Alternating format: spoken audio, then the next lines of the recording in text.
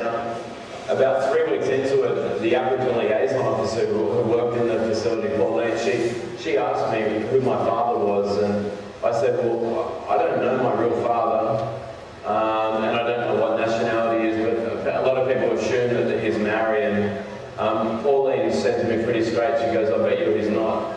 She goes, I pretty much will bet you a sentence that your father's Aboriginal. And I was pretty blown away by that because I had, it had never really been something that I thought about at all. And when Mum and Dad came to visit me the following weekend, I asked Mum, I said, I really need to know who my father is, where he was from, and I need to know something about it to help me understand a bit of an identity for myself. And on that weekend, Mum told me that my dad was Aboriginal. Kangaroo, lips vibrate, and tongue says 2 words. Everyone say, door, door, door. Excellent, so easy. Everyone say, dill, dill, dill.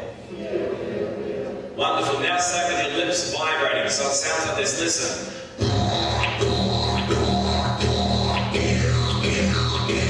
All together. Well done, here we go, have a listen.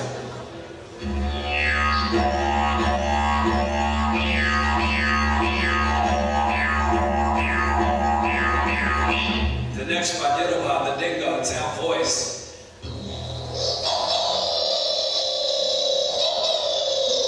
From Sydney, you need to jump on a plane for 3 hours to Cairns. You need to take a car and drive to Port Douglas. You then need to go left towards Cooktown, up over the hills. So there's a highway that you can take to get up to either Donegal or to Woodville.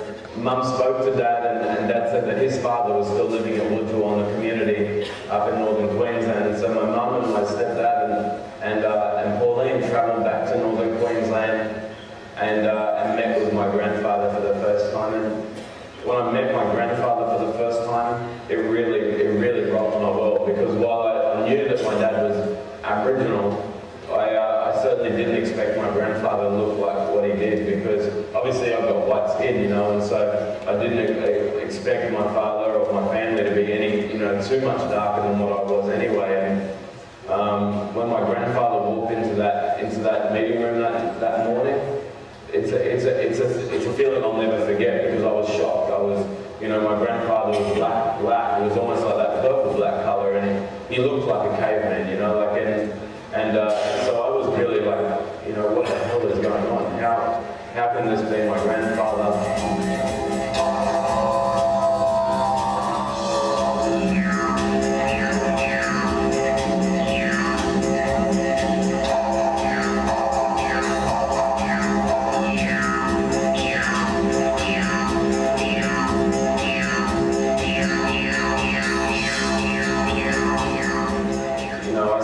You be my grandfather, because you're black and I'm white. My grandfather, he said, you know what, you can take someone's colour away, but you can't take their culture away, and I'm going to take you back to home, and you're going to find out about that. And I guess when my grandfather said that to me, I realised that this man didn't know me, but he was willing to take me into his family and love me as if I'd always been in his family. So I guess, from the time I met my grandfather, we had a very close relationship.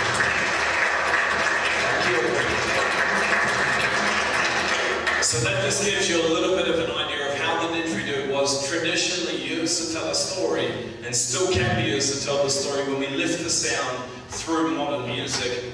The thing that I was most scared about was, am I going to be accepted because I'm white? Because my mum's white and I've got white skin, and everyone up there is very dark, And from the moment I arrived at Woodville, I was never ever once judged for being of mixed race. When I stepped out of that car with my grandfather and stood at Woodville there, it felt like home. The first night was great. It was sort of like everyone was sort of like pretty intrigued and asked questions. The next day, my grandfather made me put all my stuff that I brought up there in my auntie's house in our gunya, and my grandfather said the next 4 weeks it's just going to be you and me. And we walked up into the Black country, and he taught me the language, he taught me life, he taught me appreciation, he taught me respect, he taught me, the music, he taught me to sing the songs, he taught me to play didgeridoo. He pretty much gave me a total appreciation of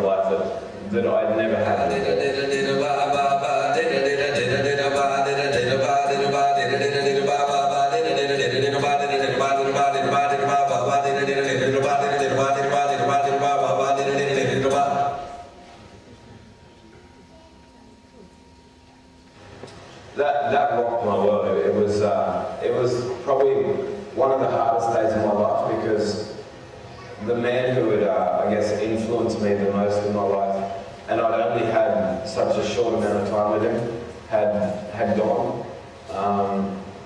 And there was still so much for me that I thought that I had to learn, and that I thought that without him I probably wouldn't be able to learn it. And my auntie really said that my grandfather died because he knew that his story and his culture would live on. The word didgeridoo in fact arises from two words from the Irish Gaelic language, where the word didgeridoo or didgeridoo was a pipe player, someone playing the pipes, and the word dove or do simply means black. My father's language, we only know the instrument as yigga yigga. I've got two beautiful boys, one's at one and 4, that will grow up with a good understanding of and pride of Aboriginal culture. I want to take my community to the world. I want people to see what life is like for us still in this modern world that we're living in. We still have a lot of our traditional life. The more aware people can get of how beautiful our culture is, the easier life is going to be for us. So I mean, future is bright.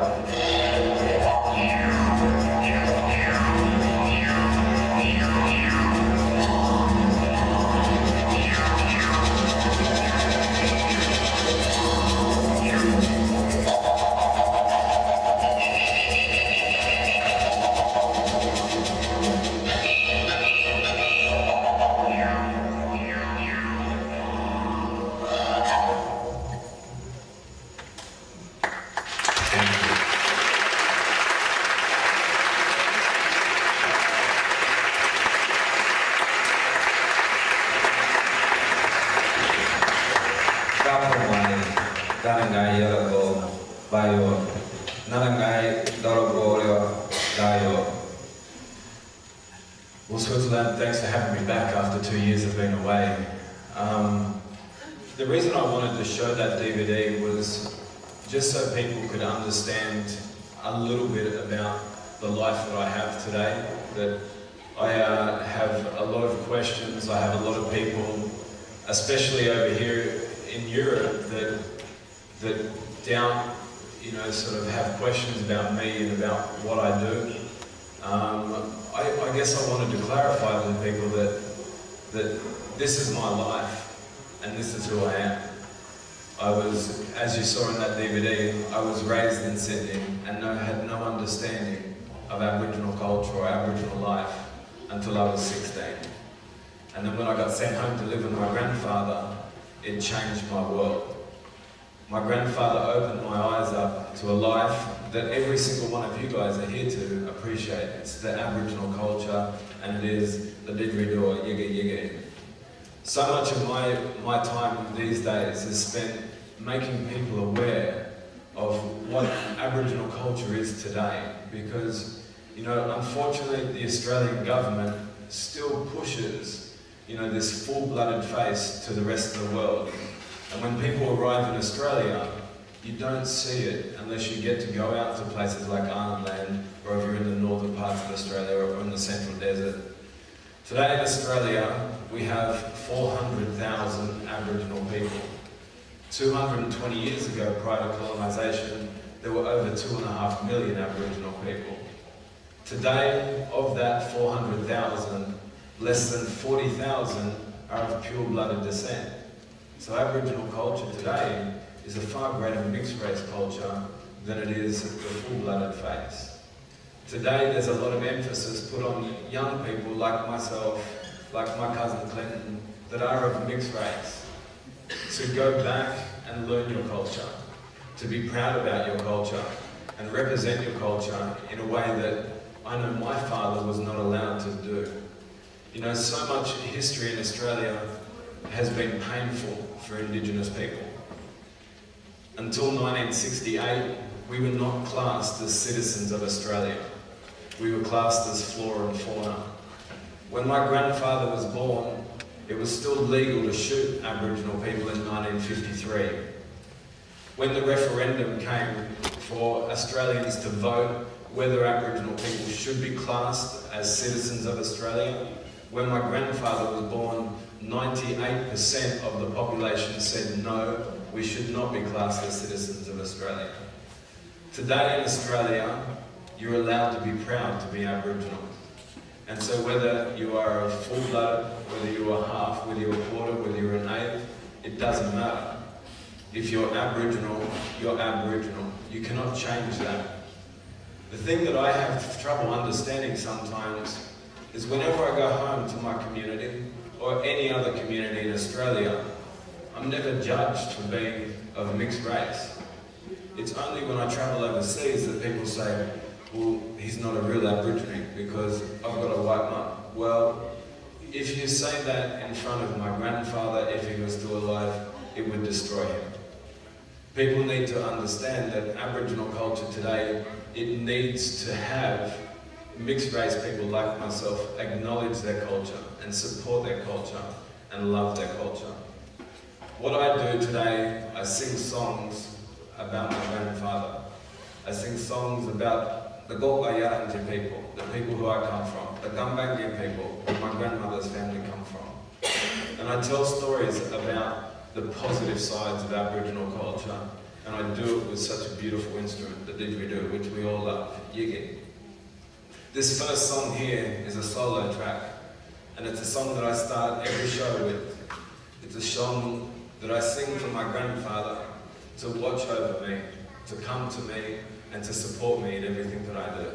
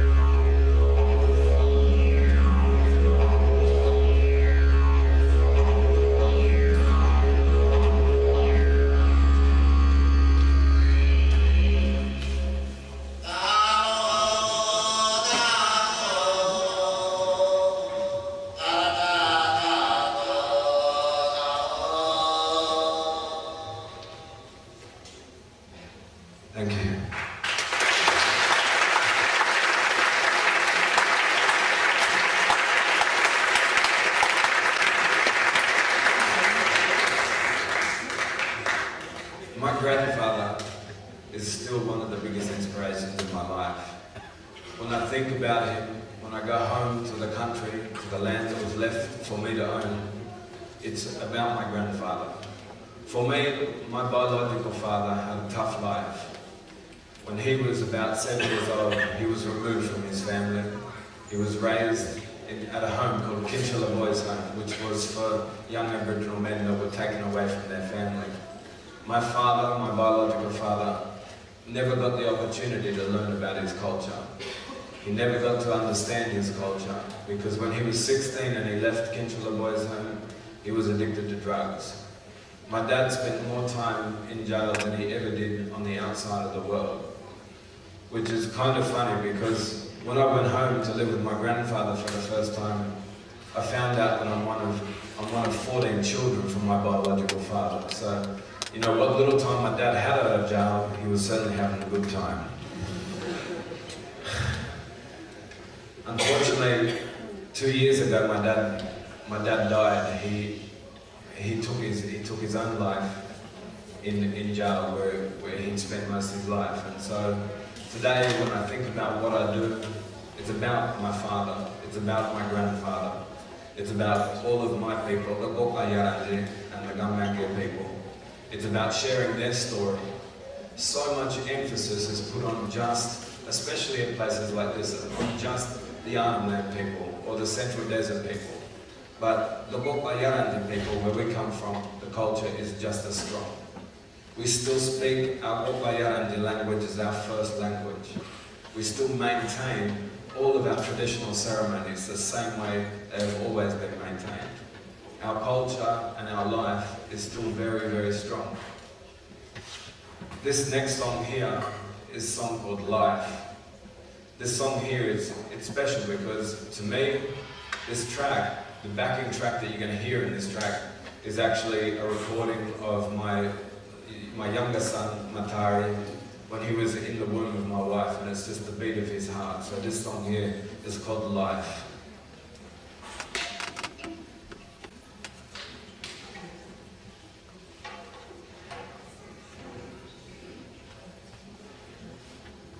Just track one.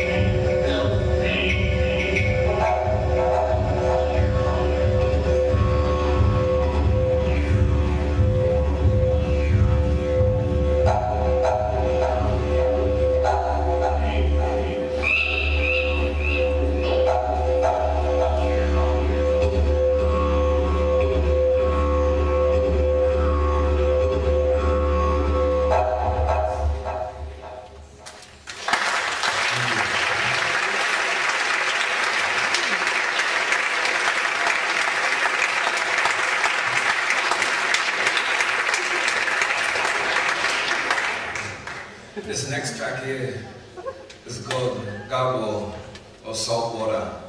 This here is a story, was a song about when I first went home and was with my grandfather.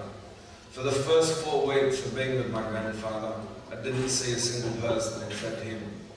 My grandfather walked me across the land that belongs to us, to our family. He walked me across the land that is rightfully ours and still is owned today by us and the Yalanji people.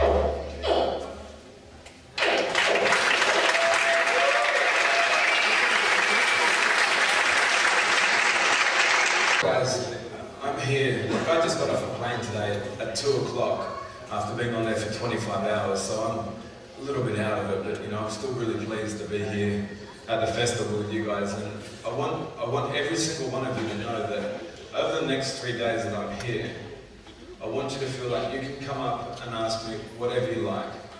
I'm an open book, and I'm willing to share every single part of my life and every single part of my father's life with all of you, so you have a greater understanding about where I come from and who I am. What I do is what I love. There's nothing more in my life that I want to do than share my culture with people like yourselves. This song here is called Mada Yilangai, and Mada Yilangai is the rainforest spirit. It's the spirit that touches us on the shoulders when we walk underneath the rainforest. It's the spirit that gives us energy, that taught us the laws of the rainforest, taught us the laws of what the rainforest means to us. So it's called Madhya Yilangai. Madhya means our mother, Yilangai, the spirit.